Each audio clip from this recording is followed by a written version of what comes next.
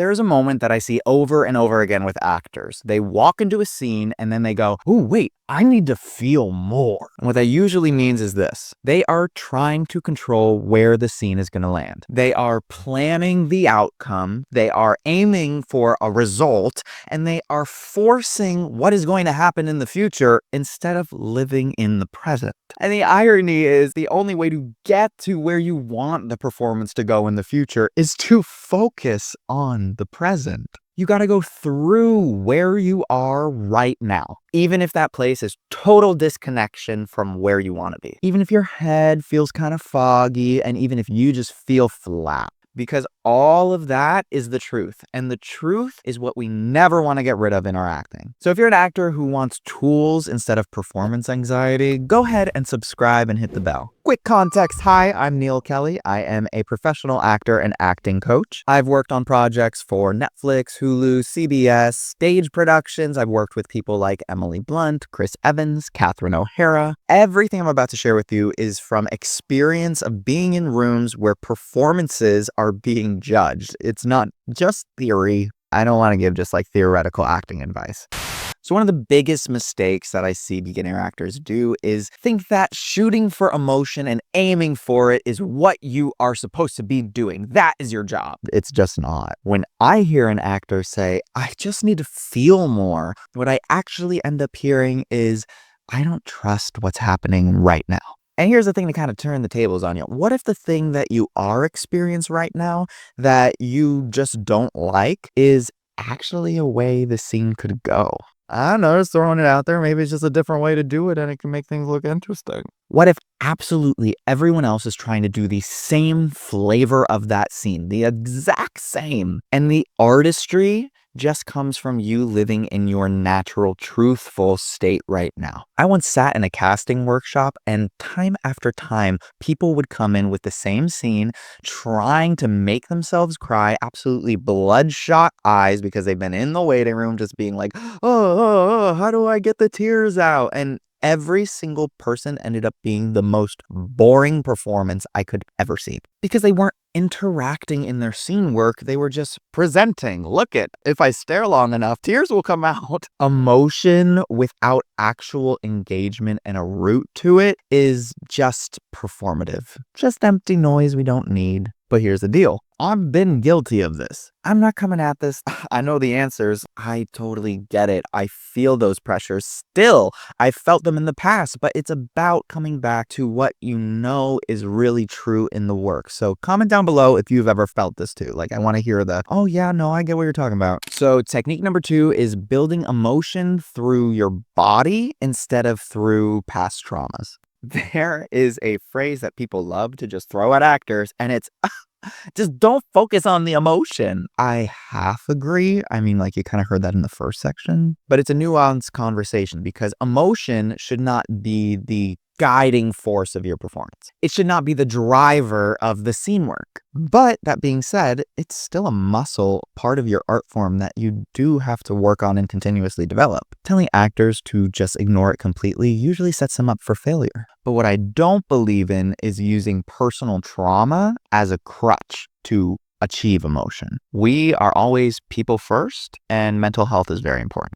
For me, emotional access comes through body imagination, breath work, and relaxation, like physical relaxation. Loosen up your body. So in scene work, instead of trying to cry, I instead focus on how can I release tension in my literal muscles in my body so that I could allow things to just move easily. Loose muscles, natural breath, and no bracing in your performance. Don't put it in your jaw. Sometimes I'll use abstract imagery that helps my nervous system get to the areas I want it to be operating in, like maybe some dark clouds forming around me. Or I could focus on, I want to experience the sensation of rushing water on my chest, kind of making it hard to breathe. Now, once again, this isn't to force emotion. This is not my main performance. This is just to prime the nervous system. And then I let it go. Because the moment you try to hold on to emotion, it's forced and it's not real. And it usually disappears. If you want help developing your emotional access without completely burning yourself out with past trauma,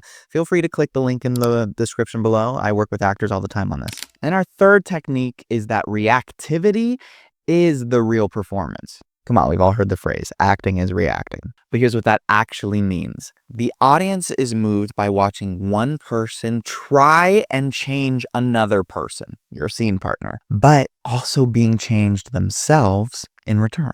AKA, if you're not reacting to what your scene partner is giving you and you're just closed off, you're not leaving space for any sort of surprise. And no surprise means no life in the performance, because in life, we never know what's coming next. I see actors time and time again work so hard on their objective. I am going to achieve this goal out of my scene partner, that they totally forget the fact that their scene partner is also trying to get something from them. You have to learn how to develop the skill to give and receive simultaneously. That push and pull is what keeps the audience just leaning in. And I'm going to say this too. Tears are often not the thing that brings an audience to tears. It's the fact that you're trying to hold something back. The brink of emotion is much more powerful than the release of it. If this helps to reframe emotional scene work for you, could you hit the like and hype button for me? That helps me to know that, like, okay, yeah, I should keep making videos on that. We can go deeper into the process together. So these 3 techniques kind of boil down into one major theme, which is presence. So let's talk about why this works on camera so well. Film acting is so unforgiving. The camera, aka your audience, is so close to you that you really can't BS it. When I worked with Emily Blunt and Chris Evans on set, they had a scene together, and it was very interesting because leading up to action, they were actually talking to each other the entire time. So it's very fascinating to look at 2 high-level working actors do that process, because they know that focusing on presence, them and their current conversation, is much more important than them separating and splitting off in that moment and just being in their own worlds. Presence with each other beats intensity almost every single time. Some of my best acting moments happened when I was actually exhausted or sick, actually sick, because I had no more energy to hold up these walls. So because they all came tumbling down, I was able to just be present with my scene partner, talk like 2 human beings talk. Now, the goal isn't to be exhausted, it's to shed that armor. So that lesson just taught me, okay, this is the goal, so that even when I'm not sick, I'm fully healthy. How do I operate in a way where I'm shedding my armor? So now here's what I want you to remember. Emotion is not the job. Engaging with your partner is. If you're connected together, the emotion will come. Trust it. And if it doesn't come in the way you expect it to, that's still honest and truthful. Because what's worse than not crying in the performance is being closed off, being completely planned so we see everything coming, and being boring. And what's the worst thing that happens if you're wrong in that performance? Wrong. You're what? Redirected? I'd say that's better than safe acting. You don't have to get it right the first time. So if you're an actor who wants to stop forcing emotion, build performances that actually work on camera, and learn how to prep your scene work without killing the spontaneity that should be in it, feel free to click the link in the description below. I'd love to work with you. Because real emotion doesn't come from trying harder, it comes from actually staying open and allowing these spontaneous moments to come to you. So if you enjoyed this video, please subscribe and hit the bell, and check out this next video for some more actor breakdown content. It's what I do. All right, I'll see you next time. Mwah.